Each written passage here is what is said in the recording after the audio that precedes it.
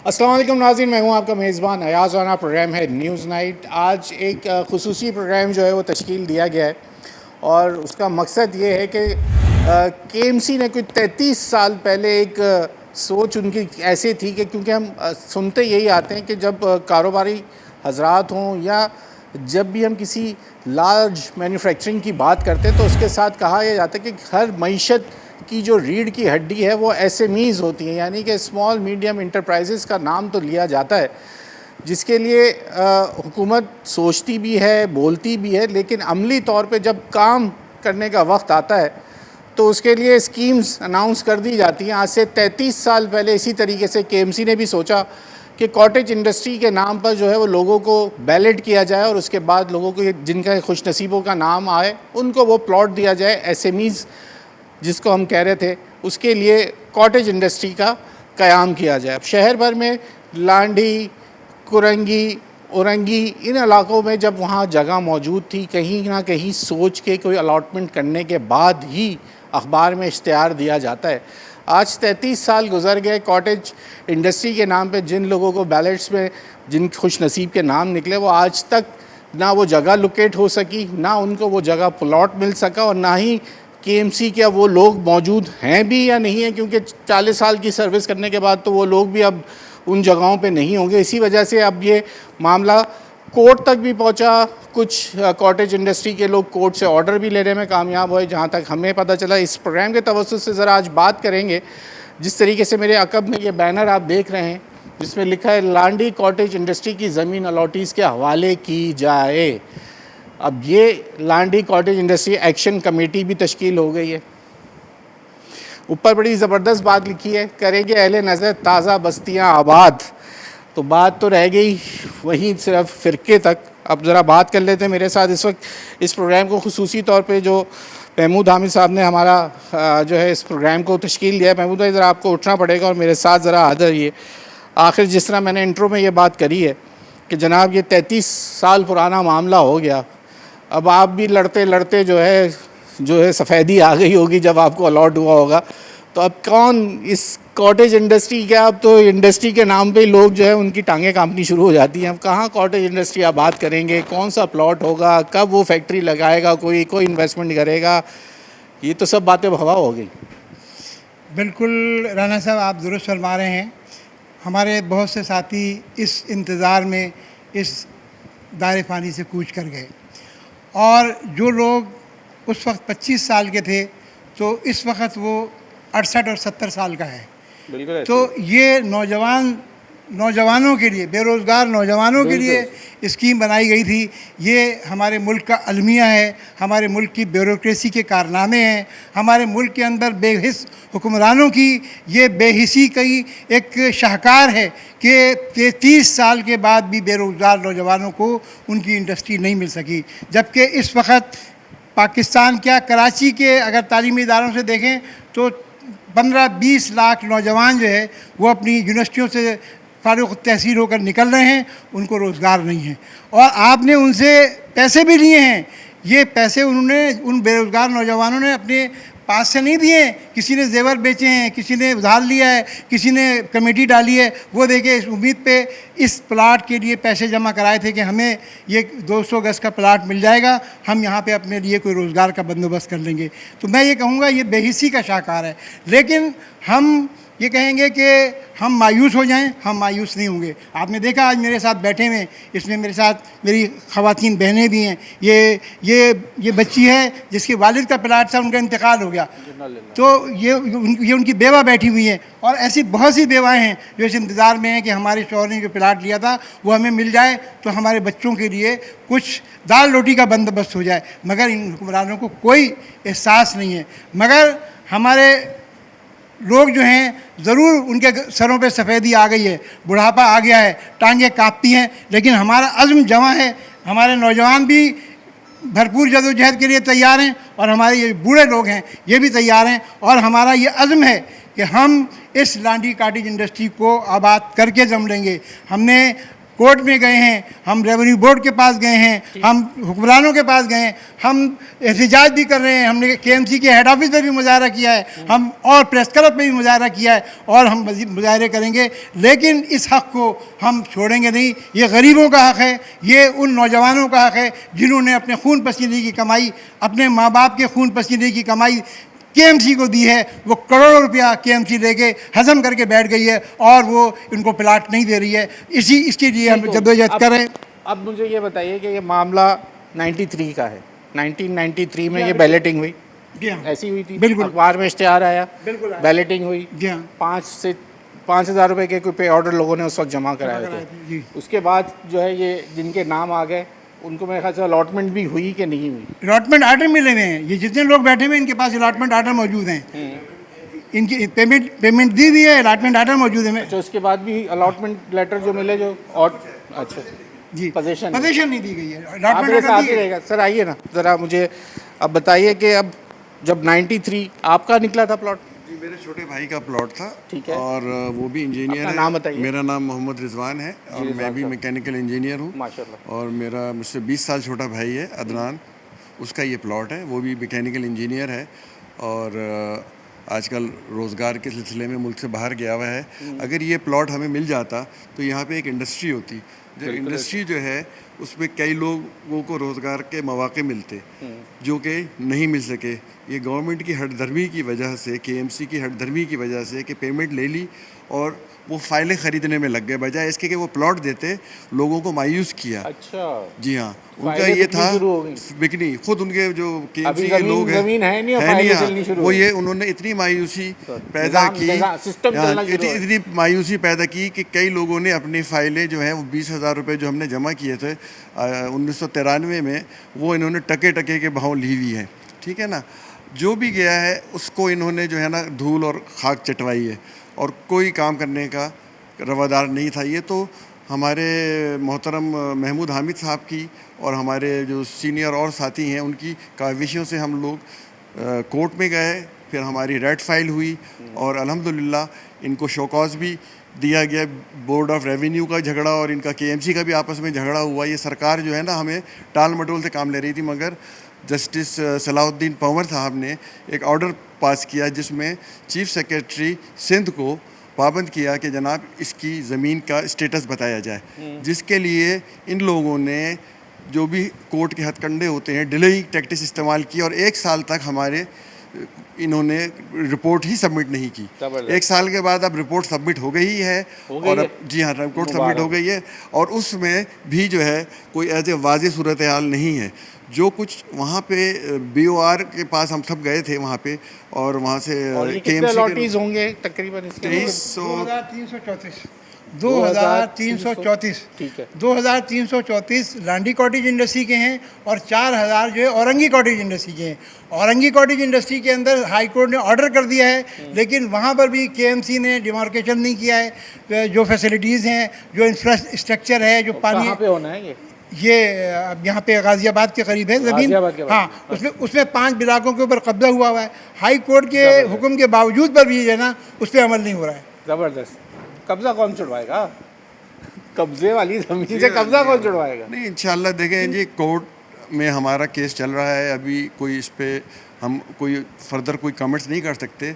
हमें कोर्ट से उम्मीद है कि हमें इंसाफ मिलेगा और केएमसी से हमें जो है ये ज़मीन जल्द अज जल्द। एक बात ये है ना, अब क्योंकि वक्त मेरे पास महदूद, अभी ब्रेक होने वाला है, मेरा सवाल फिर आपसे ये कि 93 से लेके अब तक 2026 तक ज़िले हुकूमतों में तो बहुत सारे जो है इसमें मुस्तफ़ा कमाल भी होके चले गए, नेमतुल्लाह साहब भी होके चले गए, अगवानी साहब भी होके चले गए, तो क्यों नहीं इसके ऊपर आवाज़ उठाई गई और क्यों नहीं, किस चीज़ की वजह से जो है आप अलॉटीज़ 33 साल गुजरने तक भी अभी तक सिर्फ अब जाके कोर्ट की तरफ आप लोग देख रहे हैं, तो क्यों नहीं? क्या मेयर के हाथ में नहीं था या मेयर नहीं कर सकता था उस वक्त, या उस वक्त का नाजिम नहीं कर सकता था शहर का? नहीं, इसमें हमने हर दौर में रब्ता किया और एडमिनिस्ट्रेटर से भी रब्ता किया हमने, सेक्रेटरी इंडस्ट्री से भी किया, ने मुतल्ला खान साहब से भी किया।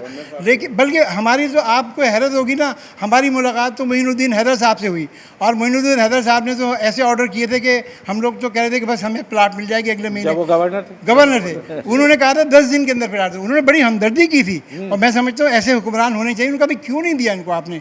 ये 95 ये 98 हो गया था, 93 के प्लाट 5 साल आपने पैसे, तो उस वक्त जो ब्यूरोक्रेसी थी वो उनको उल्टी पट्टी पढ़ाई थी, भाई इन्होंने पैसे कम दिए, इनसे पैसे और लिए जाएँ। तो उन्होंने इसमें डांटा था कि भाई ये आपने तो पैसे लेके आप खा रहे हैं, उसमें इंटरेस्ट भी खा रहे हैं। यानी तो अब जो मजीद पैसों के बंदोबस्त कर लिया जाए, अब क्या ऐसे ही लग रहा है कि बात जो है अब जब 33 साल बाद जो है वो बोलेंगे कि भाई जमीन की कीमत जो है वो कहाँ से कहाँ चली गई। जो हमारी ब्यूरोक्रेसी है, जो कॉटेज इंडस्ट्री के जिम्मेदार हैं, उनका तो ये है कि वो कहते हैं और पैसे ले लिए जाएं और फिर भी ना दिया जाए। ठीक हो गया असल तो ये है, लेकिन हमें जरा और हकायक जरा इसके ऊपर और कर लेते हैं। वक्त है ब्रेक का, ब्रेक लीजिए, ब्रेक के बाद मजीद जरा आज कॉटेज इंडस्ट्री के लिए बड़ा जो मैं जैसे कहा एसएमईज़ की बात करते हैं, तो कॉटेज इंडस्ट्री भी एसएमईज़ का ही हिस्सा होता है कि छोटी छोटी इंडस्ट्री बना दीजिए और नौजवानों के लिए जो बेरोज़गार हैं उनको ऐसे मौके या ऐसी जगह दे दी जाए ताकि वो कुछ मईशत में अपना हिस्सा डाल सकें। और एक छोटी इंडस्ट्री जो कि हम कहते हैं ना मेड इन पाकिस्तान, इस वक्त बात की जाती है कि अब हमें ज़रूरत है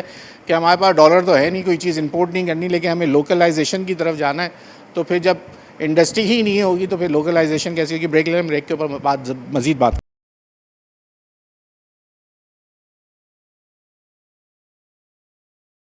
वेलकम बैक नाज़रीन। बात चल रही है अब क्योंकि शहर है कराची और कराची के अंदर ज़मीन का मामला आ जाए तो फिर 33 क्या 50 साल क्या और 100 साल क्या लग जाए, यहाँ कोई पूछने वाला नहीं है। क्योंकि यहाँ इतनी ज़िले हुकूमतें गुजर गई, कितनी हुकूमतों के कहते हैं ना कि कितने पुलों के नीचे से पानी गुजर गया, लेकिन ये जो लोग बैठे हैं जो मुतासरीन हैं दाद रसी करने के लिए तो सबके पास जो कहते हैं ना ज़बा खर्च तो बहुत करी, लेकिन अमली इक़दामात अगर किए हुए होते तो आज ये प्रोग्राम हम नहीं कर रहे होते। अब मेरे साथ जो ये ख़वातीन बैठी हैं ज़रा इनसे ही जान लेते हैं। 2 मिनट आपको ज़रा ज़हमत होगी, खड़ा होना पड़ेगा। और मुझे आप ज़रा ये बताइए कि आपके पास भी लांडी कॉटेज इंडस्ट्री के अंदर प्लॉट जो आपके हस्बैंड का था, तो अभी तक क्या पोजीशन है, कुछ पता चला है आपको? अभी ये कोशिश में ही लगे हुए हैं, अभी तक तो कुछ पता नहीं है कि क्या मसला है। सभी मतलब माशाल्लाह सब लोग कोशिश में लगे हुए हैं कि हमें मिल जाए। अब हमारे शौहर का तो इंतकाल हो गया था, उन्होंने बहुत कोशिश करी था, अब हम भी लगे हुए हैं, मगर अभी हम चाहते हैं कि रिहाइश कहाँ है अभी? मैं कुरंगी 3.5 कुरंगी जी 3.5 पे ससुराल में रहते हैं साथ। अच्छा, तो अब मुझे ये बताइए कि कभी आप खुद से गई वहाँ पर केएमसी गई हूँ, कई चक्कर लगाए। आपको क्या कहते हैं? वो ये कहते थे कुछ नहीं हो सकता, मिलने वाला नहीं, आपका टाइम ख़राब कर रही हैं। अब जो अच्छा। पैसे बनते हैं ना वो पैसे वापस ले लें। जो पैसे बनते हैं जो मतलब आपने प्लाट लिया था ना, जैसे जो जो जो जितना आपने भी है, जमा कराया वो वापस ले, वो उतने ही वापस लेना। वापस अब हम कोशिश नहीं कर सकते ना, आपको ये प्लाट मिलने वाला नहीं, या खामे में आप परेशान हो रही हैं, चक्कर काट रही हैं।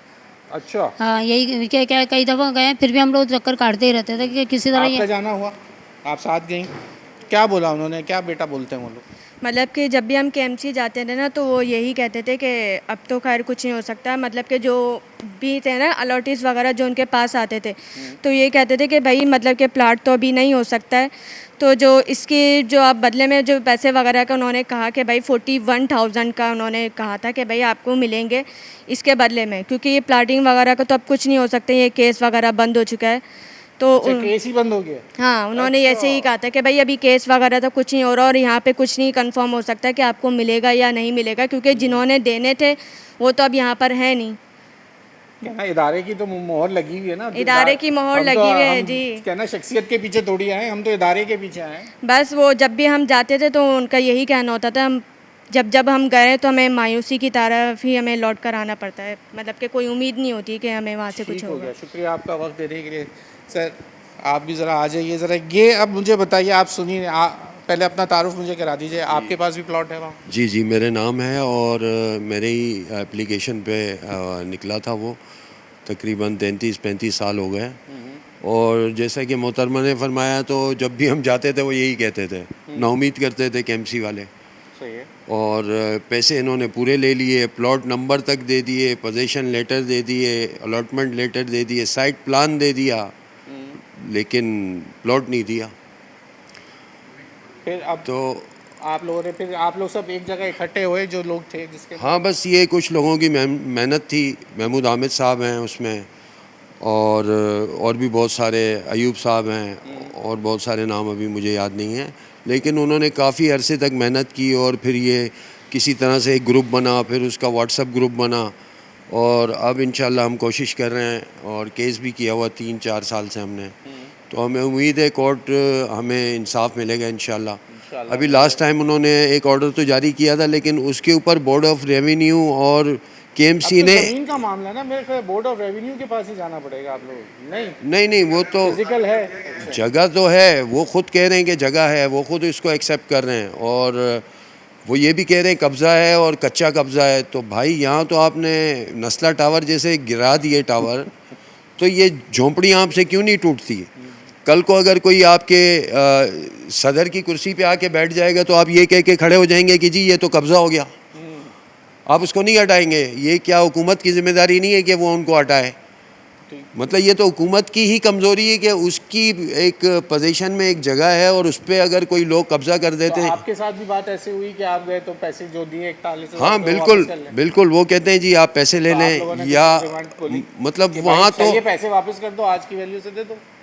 नहीं, पैसे वापस कर दो तो ऐसे तो फिर ये किसी की भी इंडस्ट्री को मतलब तोड़ फोड़ के उसको कहें जी ये लो पैसे और छोड़ो जाओ, ये तो सरकार की है, ये क्या बात हुई? मतलब ये मुल्क का आवाम का नहीं सोचेंगे, ये खाली अपना सोचेंगे। सर सोचना होता तो 33 साल में सोच लेते। सर बात तो सारी ये है कि मामला है 33 मामला है कराची के लिए, और उसके बाद बात करते हैं कि माशी हब है। बहुत शुक्रिया आपका। Thank you. आइए जनाब, सर आप भी थोड़ा अपना तारुफ दे दीजिए मुझे और बताइए। आमिर भाई, अब मसला ये है कि जिस तरीके से वो कहते हैं ना कि इदारों के अंदर फिरौनियत की तरह से जो बात की जाती है, और वो समझते हैं कि जनाब जिन्होंने दिया था वो तो चले गए। सही है बात जिस तरह हम ऑफ द रिकॉर्ड कि हमने तो पैसे दिए आप लोगों ने इदारे को, जी हाँ बिल्कुल जो आपके पास स्लिप होगी उसके ऊपर भी केएमसी की स्टैंप लगी हुई होगी आज भी। बिल्कुल ऐसे तो फिर अब इस तरह के अगर एटीट्यूड होगा तो फिर क्या क्या सोचेंगे फिर कराची के? जो लोग चले गए ये चीज़ें करके, ठीक है, उसके लिए हम उनको थोड़ी कह सकते हैं कि ये इदारों की ज़िम्मेदारी है कि वो उसको अपनी कमिटमेंट को पूरा करें। अब जब हमने बीकॉम, मैंने ग्रेजुएशन की, जवान था, आज एक 25-30 साल गुजर गए उस बात को। मैंने ट्यूशन पढ़ के या छोटी मोटी जॉब्स करके ये सारी जो पेमेंट्स थी ये की, ठीक है। उसके बाद ये सोचा कि चलो यार अपना एक कारोबार कर लेंगे। अब 25 साल में एक नस्ल बन के जवान हो जाती है और हम वेट करते रहे कि यार अब होगा और तब होगा।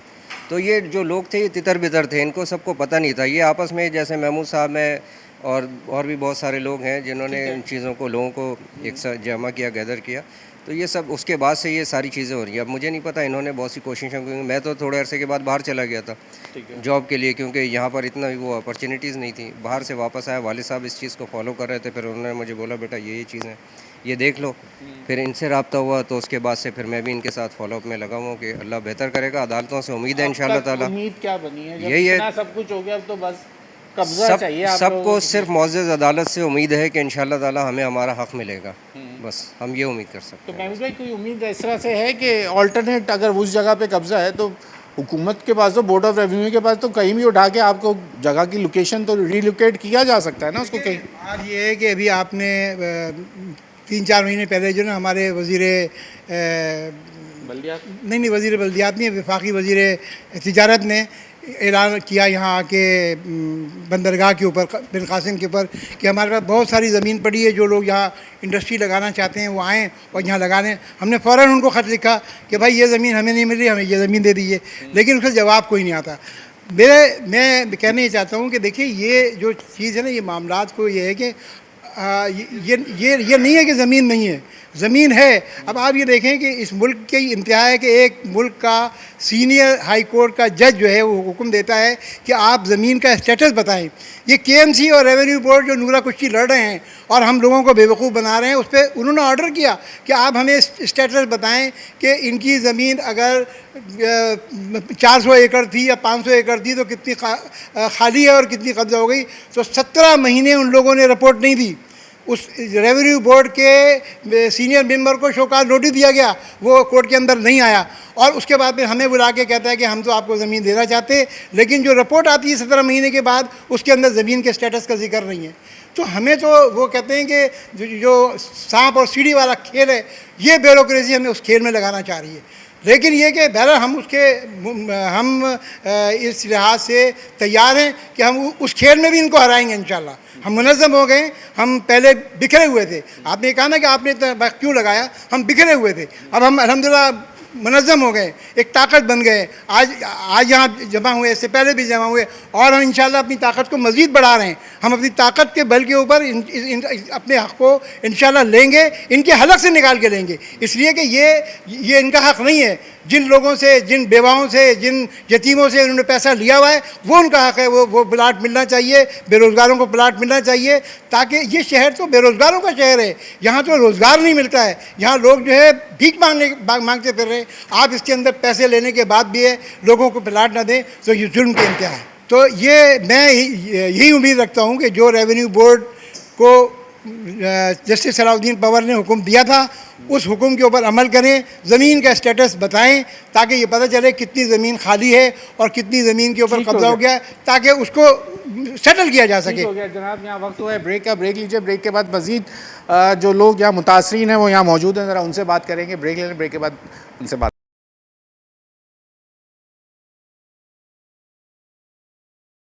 तो बैक नाज़रीन, बात चल रही है इस वक्त कॉटेज इंडस्ट्री के हवाले से, और असलम भाई बैठे हुए हैं, क्योंकि जो कारोबारी तबका है जो हम चाहते हैं, जैसे मैंने कहा था, मैं ज़रा उनसे इसके बाद कंक्लूड करूँगा उनसे बात, क्योंकि हम बात करते हैं कि जहाँ हमारे पास बिज़नेस होना या लोकलाइजेशन होना बहुत ज़रूरी है। और आप सुनते भी हैं, स्टेट बैंक के गवर्नर से हम बात करें या उनकी जो प्रेस कॉन्फ्रेंस होती है, जब भी वो बात करते हैं तो बहुत ज़ोर होता है हमारा बजटिंग में और गवर्नर साहब का कि एसएमईज़ को सपोर्ट करना है, उनको लोन्स देने हैं। भाई जब एसएमईज़ के लिए लोन भी देना हो, जब उनके पास जगह ही नहीं होगी, जो कि मुतासरीन बने बैठे हैं, अलॉटी होने के बावजूद अब वो मुतासरीन में उनका शुमार है। अब एक और इस वक्त जो मैं ये देख रहा था, मेरे हाथ में जो ये आप कागजात देख रहे हैं, ये सरकारी एफिडेविट के ऊपर उन लोगों ने, वो लोग हैं जो तीसरी एक पार्टी बनने के बाद जो है एक और ग्रुप जो है वो इस वक्त कोर्ट में जाने के लिए तैयार है और जा चुका है, और वो चाहता है कि जो उनकी लिए जो उन्होंने जमा पूंजी लगाई थी, अब फिज़िकली उनको अब 33 साल बाद कुछ मिल जाना चाहिए। आसरे वादे तो बहुत हो चुके, लेकिन अब कुछ अमली जामा पहन जाना चाहिए। जो ये हमारे लोग ऐसे बड़े बड़े टीवी पे आने के बाद तो बड़े दावे हो जाते हैं, लेकिन जब फिर हम ऐसे तमाम लोगों के साथ बैठते हैं और जब आपको दिखाते हैं कि 30-30 साल गुजरने के बावजूद भी फ़ाइलें और कागजात लेके और कोर्ट के चक्कर काटने हैं या फिर उन सरकारी दफ्तरों के चक्कर काटने ही इस नसीब रह जाता है कराची वालों का, तो फिर दावे और वादे नहीं करने चाहिए। मेरे साथ बुज़ुर्ग शहरी हैं, बहुत मोहतरम है मेरे लिए जनाब। अस्सलाम वालेकुम। क्या नाम है सर आपका? मोहम्मद ताहिर मेरा नाम है। ताहिर भाई, माशाल्लाह आपका तजर्बा जो है वो नज़र आ रहा है, हमें बोलने की ज़रूरत नहीं है। क्या कहिएगा इस तरह के इक़दाम? ये है कि हम इतने अरसे से परेशान हैं। ज़ाहिर है अगर हमें ये जगह मिल जाती तो हम कोई ना कोई कारोबार करते, कुछ अब कमाते इसमें, और मुल्क का भी फ़ायदा होता। ज़ाहिर है टैक्स वगैरह देते हैं हम, जो भी है। तो अब ये है कि हम इंतज़ार कर रहे हैं, कोई मतलब पुरसाने हाल नहीं है। कोर्ट जाते हैं, कोर्ट में तारीख पे तारीख मिलती हैं और कोई भी मुनासिब कोई रहा। जी हाई कोर्ट में है। तो कोई कुछ नहीं मतलब अभी तक हो सका। गुज़श्ता 10 साल से ही चल रहा है सिलसिला, 13 साल से यही सूरत हाल है। और शायद पता नहीं इसी उम्मीद में हम लोग चले जाएंगे दुनिया से कि प्लाट हमें नहीं मिलेंगे, ऐसा ही लगता है। तो अच्छा, प्लॉट आप ही के नाम पे था या? जी जी अब जी। तो वो ट्रांसफ़र भी नहीं हो सकता अभी, क्योंकि कुछ है ही नहीं कुछ चीज़, तो किसको दे के जाएंगे? बस किसी बेटे को दे जाएंगे और किसको दे जाएंगे। बेटे हैं वो कुछ काम करेंगे। अच्छा, बड़ी ज़बरदस्त बात यह है कि मैंने आबाद के चेयरमैन से बात करी, बात चल रही थी नस्ला टावर की। जिन्होंने प्रोग्राम देखा हो या ना सुना हो, उन्होंने बताया कि वफाकी वज़ीर थे कानून के, जिनका ताल्लुक़ MQM से था, फ़र्रुख नसीम साहब, जो लोग नाम जानते हों। उन्होंने उनको बताया, जब सवाल उनसे किया गया कि ज़मीन का केस का मामला कोर्ट में उसकी लाइफ कितनी है, तो ये वज़ीर कानून की ज़बानी जो उनको बताया, मैं सुन के हैरान हूँ कि उन्होंने बोला कि ये जब छोटे कोर्ट से लेके सुप्रीम कोर्ट तक जो केस अगर कोई लेके चलता है तो उसको दरकार है जनाब 40 साल लगते हैं उसको वहाँ तक पहुँचने के लिए, जो ज़मीन के मामलात हैं। ये है लाइफ। कोर्ट में अगर किसी केस को आज आपने किसी सिटी कोर्ट में अगर एक केस दाखिल किया है और उस केस को सुप्रीम कोर्ट तक पहुंचने में 2 नस्लें आपको चाहिए जो उसको परसू करेंगी उस केस को, तो ये आलम है जनाब जब कोर्ट की ज़मीन का केस सरकारी तौर पे जिसकी अदालत के थ्रू उसको जाना है उसकी लाइफ ही 40 साल है, तो फिर क्या कहिएगा जनाब मोहतरम। अस्सलाम वालेकुम, क्या नाम है आपका? इस बार साहब क्या कहिए? मेरा भी इसमें था, आया हुआ था, तो मैंने तो शॉप वहाँ पे डेंस हॉल पे सर्जिकल आइटम की ना, अच्छा मैंने सोचा चलो मिल जाएगा तो कुछ कर लेंगे काम। तो मैं वहाँ पे तो करीब है ना KMC हेड ऑफिस, तो वहाँ पे मैं हर दूसरे में चक्कर लगाता रहता, क्या हुआ भाई, काम हो रहा है कह के टाल दिया। तो फिर मैंने छोड़ो रख दिया। फिर बाद में हमारे एक दोस्त ने बताया कि काम हो रहा है महमूद साहब वहाँ लाइट हाउस पे ऑफिस है, आप जाओ वहाँ पे। तो वहाँ पे सारे डॉक्यूमेंट्स मैंने जमा कराए, फिर वो खैर अब देखें क्या होता है, उससे अल्लाह मालिक है। तो ऐसे ही चल रहा है, क्या कर सकते हैं। तो आप भी पटिशनर हैं उसमें, कोर्ट में उसमें डाले आप, तो हियरिंग हुई है अभी तक? थ्रू है अपना, या आप लोग जाते हैं नहीं सब एक साथ कोर्ट पे जाते हैं या नहीं? अभी कोर्ट में पहुँचते हैं, जाते हैं, सारे जाते हैं। 11 अच्छा, तो भूल ही गया था मैं आता हूँ। कि अब भूल गया अब तो क्या मिलेगा, लेकिन बस देखा अब कोशिश हो रही है, अल्लाह मालिक है, अल्लाह उम्मीद? बेहतर है, उम्मीद है, अल्लाह मालिक है। कोई उम्मीद उम्मीद पर तो आएगी कि है, नहीं? उम्मीद तो रखना चाहिए अल्लाह पे, देखे जो अल्लाह बेहतर सर अल्लाह करे। की उम्मीद लगाए 30 साल गुजार दिए, मजीद बस, कितने साल और लगाने हैं आप आपने? पता नहीं, अब उम्मीद देखें। पे रहेंगे तो फिर तो बहुत मुश्किल हो जाएगी। देखें क्या होता है। अब कुछ ना कुछ करने का वक्त है। हाँ वो तो रहा, देखें सब माशाल्लाह कोशिशें तो कर रहे हैं लोग, अब देखें बाकी अल्लाह की मर्जी है। ठीक हो गया, शुक्रिया जनाब आपका वक्त देने के लिए। सर बैठिए बैठिए बैठिए, मैं आपके पास ही आ रहा हूँ। जनाब नाम बताइए। मेरा नाम अब्दुल्ला सिद्दीकी है और मैं KMC के जो है मुतासरीन में से एक मुतासिर हूँ। अच्छा, आप भी मुतासरीन में जी से जी हैं। जी। क्या कहेंगेगा सर, मेरे पास तो अब क्या बोलूँ कि ये किनका जिनका काम था उन्होंने किया नहीं। अब आपको हर चीज़ हमें सरकार किसी चीज़ की अनाउंसमेंट करे, कोई स्कीम लेके आए तो उसके बाद फ़ैसला हमें जजों से ही करवाना हो या अदालतों से ही कराना हो, फिर हम ये रोते रहें कि जनाब एक केस के बाद दूसरी केस की डेट इतनी मिल रही है कि हर केस के लिए, हर चीज़ के लिए हमें जो है बड़ी अदालतों की तरफ ही देखना है। तो फिर ये इदारे फिर काम क्या कर रहे हैं? असल में मसला सारा यही एक आ गया कि इदारे की बेहिसी की वजह से आज हम इस हाल पे पहुँचे हैं। अगर KMC में जैसे कि बताया गया कि भाई 2 जमात के आए, 4 MQM के आए, 1 पीपल्स पार्टी का आया मेयर, और ये मेयर की होती है KMC, जिम्मेदारी उसी की होती थी। अगर वो एक ऑर्डर कर दे तो सब अपना जो है आगे मज़ीद किसी चक्कर में पड़ने की ज़रूरत ही नहीं है हमें। लेकिन चूँकि सारे बेहिस लोग बैठे हुए हैं, बेहिस हुक्मरान और बेहिस हमारे अवामी नुमाइंदे, उन्हें तो कोई फ़िक्र की बात है नहीं, क्योंकि वो पजीरों में आते हैं और उस पर चले जाते हैं। हमसे पूछें हम कहाँ कहाँ से कैसे कैसे धक्के खाते हुए आते हैं।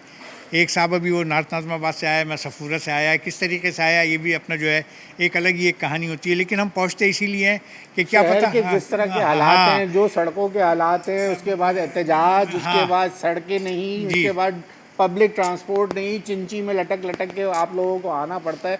ये है कराची वालों की ज़िंदगी। और बस एक उम्मीद ये होती है कि पता नहीं अल्लाह पाक हमारे इस मशक्क़त के सिले में हमारे पिछले गुनाह माफ़ कर दे और आगे के लिए हमारे लिए आसानी पैदा कर दे, तो ये अल्लाह पाक का बड़ा करम होगा। ये उसका करम है, ये करम वाली बात आप ज़रूर रखिएगा। सर ये बात ज़रूर रहेगी। मैं तो ये सोच रहा हूँ 41,000 रुपये में अगर वहाँ पे जन्नत में ही प्लॉट मिल रहा है तो फिर तो सौदा बहुत सस्ता है। बहुत सस्ता है, बहुत फिर तो सस्ता है, ये- इसकी फिक्र नहीं है। फिर तो ये सस्ता ही, क्योंकि फिर एक प्लॉट हमारा भी लगा ले साथ ही कि हमें भी जो है वो अगर जन्नत में ही इस सोच पे काम करना है सोच कि है भैया। 41,000 रुपये में जन्नत का प्लॉट हासिल कर रहे हो, उसके लिए धक्का खा रहे हैं, बिल्कुल। तो फिर तो ये सौदा बहुत ही सस्ता है। हाँ, बस बुनियादी सबब वो सारा वही है कि हुक्मरानों की बेहिसी है, हमारे अवामी नुमाइंदों की बेहिसी है कि हम कुछ नहीं कर सकते। हर एक कराची से एक से बढ़ के एक आवाज़ निकलती है, कौमी में भी जाती है, सूबाई में भी जाती है, काबीना में भी शामिल होते हैं और वफाकी हुकूमत में भी शामिल होते हैं। लेकिन जो एक बुनियादी मसला जो कि कराची से ही बिलोंग करता है और कराची की ही इंतज़ामिया को उसको हल करना है। मामला जब ज़मीन का आ जाता है ना तो नीयतें सबकी ख़राब हो जाती हैं। उस मामले में ये फिर वो जो करप्ट है ना, वो सब एक ही पेज पे होते हैं। करप्शन करने वाला जिसका जहनियत करप्ट है, वो जब ज़मीन का मामला आता है ना, वो जो करप्ट है वो फिर एक पेज पर है। फिर वो ये नहीं देखता कि मैं कौन सी जमात पर हूँ, वो फिर सोचता करप्शन ही है। उसकी सोच यही होती कि मुझे क्या दोगे जो तुम्हें मैं इस शहर के अंदर प्लॉट दे दूँ। बात सारी ये आ जाती है। सारी यही हो गई है, लेकिन हम जद्दोजहद में तो लगे हुए हैं, पता नहीं। हज़ारों हाँ, एकड़ आबाद करा हज़ारों दिया, एकड़, बिल्कुल। इसमें कोई हाईवे के ऊपर हाँ। जो शहर से दूर जाना भी नहीं चाहता उसको भी बोल दे दिया दिया कि कि जाओ जाओ। भाई वहाँ पे रह लो, दुबई तर्ज की जिंदगी गुजार लो। उनको जमीन मिल गई, लेकिन जो काम और जिनको यहाँ पे मईशत में एक हिस्सा 33 डालना साल था, पुरानी। नौजवान जो हाँ। बेरोजगार थे उनके लिए एक लीजिए सर बाय माइक बर्थ पकड़ लीजिए। बाय बर्थ हम लोग कराची के हैं, और कराची के लिए ही हमने जो ना सारा वक्त जो भी टेक्नोलॉजी ट्रांसफ़र की है अपनी ज़ात में रहते हुए एज ए मैकेनिकल इंजीनियर, मुझे ये बड़ा एजाज़ हासिल है कि कराची पोर्ट की मैकेनाइज हैंडलिंग जो है वो अल्हम्दुलिल्लाह उसका डिज़ाइनर मैं हूँ।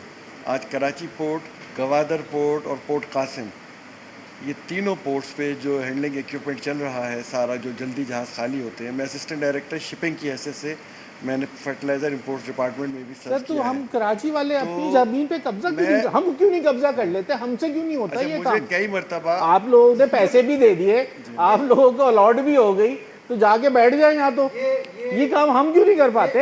मैं कह रहा हूँ ये भी एक फन है। हाँ, ये हमसे क्यों ये, नहीं ये होती हमें ये फन नहीं आता। 33 सालों में आप हाँ। लोगों ने भी कोशिश ना की ताकि हम भी कर लेते कोई कोशिश। अब हमें इसकी ट्रेनिंग लेनी पड़ेगी, कोई इंस्टीट्यूट हो तो वहाँ हम करें ताकि हम भी कब्जे करें। सलाम मुतासरीन से मिलने, वो जी। सबसे बेहतरीन आज तक वापस जावेद भाई आप इधर आ जाए। वो आपको बहुत अच्छा जो है ना सोल्यूशन और तरीक़ाकार सिखा देंगे। चले जनाब, बात तो चल पड़ी है अब यही कि अब 30-35 साल गुजर गए, काम जिन्होंने करना है अब करना तो पड़ेगा, क्योंकि अब जो फ़ैसले हैं वो अदालतों से आएंगे। और जैसे महमूद साहब बता रहे हैं कि जो औरंगी कॉटेज इंडस्ट्री के लिए भी जो जगह है उस पर कब्ज़ा है, और उसके कोर्ट के ऑर्डर्स भी होने के बावजूद इदारे अगर काम नहीं कर रहे, तो फिर वो कौन लोग हैं जो शहर में आते हैं सुपर हाईवे के साथ? आज भी हम देखते हैं कि सैलाब मुतासरीन जो हैं वो वापस जाने का नाम नहीं लेते, और तकरीबन 1.5 लाख के करीब अब उनकी आबादी हो चुकी है, क्योंकि वो जाके भी हमने ख़ुद उनसे बात करी और वहाँ पर जो लोग मौजूद हैं उन्होंने बता दिया कि हम 1.5 लाख के करीब जो लोग हैं वो इस वक्त सैलाब मुतासरीन कराची के अंदर इस वक्त कच्ची आबादी का नाम लेके अब वो बैठ चुके हैं, और आज वो कराची का वोटर भी बन चुका। लेकिन ये वो लोग हैं, वो पढ़े लिखे लोग जो इस वक्त मुंतज़िर हैं, अलॉटमेंट लेटर लिए हाथ में खड़े हैं, लेकिन इनके अंदर वो जुर्रत नहीं हो रही कि हमारे पास पैसे देने के बावजूद, जगह अलॉट होने के बावजूद इनकी ज़मीनों पे कौन लोग कब्ज़ा करे बैठे, ये अल्लाह ही बेहतर जानता है। ब्रेक लेने, ब्रेक के बाद प्रोग्राम को कंक्लूड करेंगे और जानेंगे आगे का क्या लाए अमल होगा और किस तरीके से देख रहे हैं आने वाले दिन। क्या उम्मीद है कि या इनको ये कॉटेज इंडस्ट्री के प्लॉट मिलेंगे भी कि या सिर्फ एक नाम ही रह जाएगा। ब्रेक।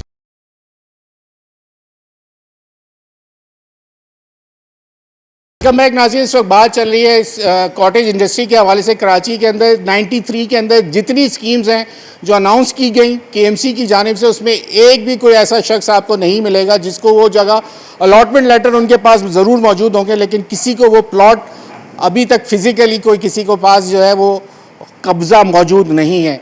मेरे साथ एक और मुतासरीन है जो इसके ऊपर बात करना चाहते हैं, ज़रा उन्हीं से जान लेते हैं। जनाब, अपना तारुफ करा दीजिए और बता दीजिए आपके पास कौन सी जगह पे इस वक्त प्लॉट मिला कॉटेज इंडस्ट्री में। अस्सलाम वालेकुम, मेरा नाम जावेद हाजी अब्दुल्ला है और मेरा ताल्लुक़ कन्फेक्शनरी एसोसिएशन से, मैं चेयरमैन हूँ। और मेरा वहाँ अपना कोई जाति प्लाट नहीं है। ठीक है, मैं इनसे इजारे यकजहती के लिए आया हुआ था, ज़बरदस्त। क्योंकि एसएमई सेक्टर जो है उसके लिए बात तो बहुत होती है, मगर उसको कोई अमल नहीं है। एसएमई के नाम पे जितने भी फंड आते हैं, कहाँ जाते हैं, हमें नहीं पता।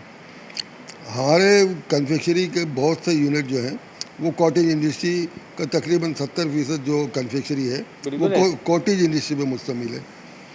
तो लामोला हमारे भी कुछ लोग होंगे जिनके वहाँ अलाटमेंट होंगे।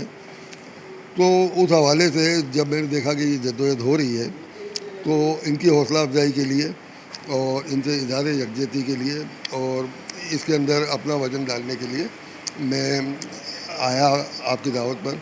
और आपका शुक्रिया कि आपने इस दावत सर, आप लोग का शुक्रिया, आप लोग वक्त दे देते हैं हमें।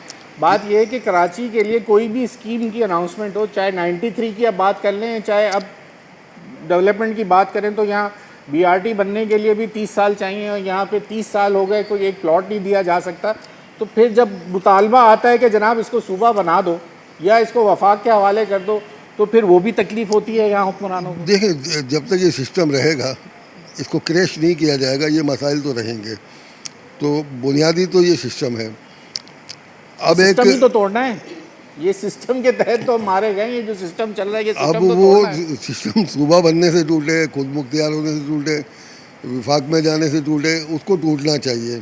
ठीक है, तो आप समझते हैं कि इस सिस्टम को सिस्टम इस बदलना सिस्टम को चाहिए, टूटना टूटना चाहिए और ये करप्शन ख़त्म होनी चाहिए। उस वक्त जिस वक्त इन्होंने 40-42 हज़ार दिए, उस वक्त उस जगह की वैल्यू क्या थी, आज क्या है? जब उसकी वैल्यू बढ़ गई तो नीयत ख़राब हो गई। बात सारी हुई। असलम भाई, आप माशरा बड़े कारोबारी हब में बैठे हुए हैं, यकीनन आप भी ज़ाहिर यकजहती करेंगे और आप जानते हैं कि मैं बार बार एसएमईज़, आपका भी काम ऐसा है जो कि एसएमईज़ में ही आ जाता है कि आप छोटी इंडस्ट्री वाले अगर शलवार कमीज़ की यूनिट्स लगा लें तो आप लोगों के लिए ही आसानी हो जाती है। तो फिर एक जैसा हम इस वक्त देख रहे हैं कि लोगों ने छोटी छोटी घरों के अंदर, फ्लैट्स के अंदर, दूसरी जगहों के अंदर अपने यूनिट्स लगाने मजबूरन लगाए क्योंकि इस तरह की जो स्कीम्स आई उनको प्लॉट ही नहीं मिल सके। क्या कहेंगे जब ये हुकूमत ही इस तरह के बदनीयत लोगों के अताब में आ जाए हम लोग? बिस्मिल्लाहिर्रहमानिर्रहीम। पहले मैं अपना तारुफ पेश कर देता हूँ। मोहम्मद असलम खान, जनरल सेक्रेटरी, सदर कोऑपरेटिव मार्केट से मेरा ताल्लुक़ है और सिंध ताजिर अलायंस का वाइस चेयरमैन हूँ।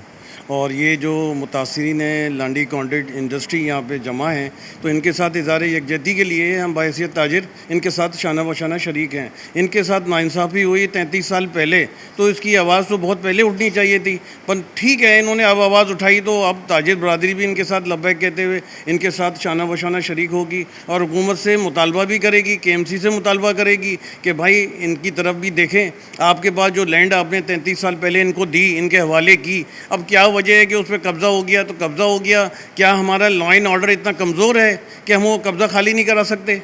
हम नेस्ले टावर जिसके अंदर से हज़ारों लोग आबाद थे, उसको आप तोड़वा के जो है वहाँ पे ज़मीन बिल्कुल प्लेन कर देते हैं। और ये जो लोग वहाँ पे इनको ज़मीनें अलाट हो गई हैं 2500 प्लॉट्स के करीब तकरीबन, तो इनको क्यों नहीं कब्ज़ा दिया जा रहा? अगर इनको कब्ज़ा दिया जाए तो ये कॉटेज इंडस्ट्री बनाएं, उससे हमारी मुल्क की मईशत और बेहतर होगी। इस वक्त भी कराची जो है वफाक को 65% रेवेन्यू देता है, और अगर ये जिस तरह लैंड माफिया ने इन्होंने कब्ज़ा किया हुआ है लोगों की ज़मीनों पर, और ये ज़मीनें मालिकान को वापस मिल जाएं और ये अपनी कॉटेज इंडस्ट्री बनाएं तो माशाल्लाह मुल्क और तरक्की करेगा।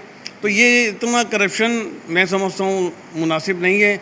कम से कम जिनके प्लॉट हैं उनको उनके हवाले करने चाहिए। 33 साल का एक तवील अरसा होता है, और मेरा तो सारे मुतासरीन से ये दरख्वास्त है कि आप लोग अगर यकजा होकर कहीं पे निकलें तो आप 2500 प्लॉट होल्डर्स हैं और आपके पीछे आपके ख़ानदान है, तो कम से कम 50,000 का मजमा लेके भी कहीं जाएंगे तो आपकी बात सुनी जाएगी। और अगर आप एक चंद लोग जाएंगे तो इससे कोई मसले का हल नहीं होगा।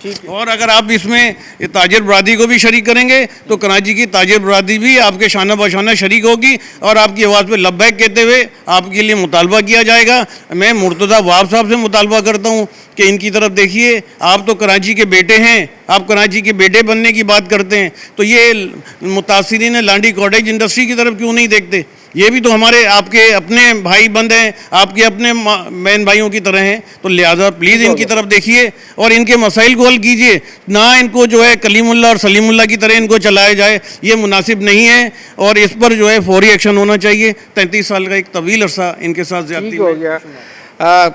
अब मेरी गुजारिश ये होगी कि जो लोग इस प्रोग्राम अगर देख लें और उसके बाद आबिद भाई जो लोग दूसरे इस कॉटेज इंडस्ट्री के मुतासरीन हैं या वो आपसे रब्ता कायम करना चाहते हों तो ज़रा बता दें कि आप लोगों का जो ये पूरा ग्रुप बना हुआ है और मज़ीद लोग जो हैं अगर वो उसमें शामिल होना चाहते हैं और पूरी जितने अलॉटीज़ हैं वो सब अगर एक साथ हो जाएं तो आप लोगों की भी एक वज़नदार आवाज़ हो जाएगी।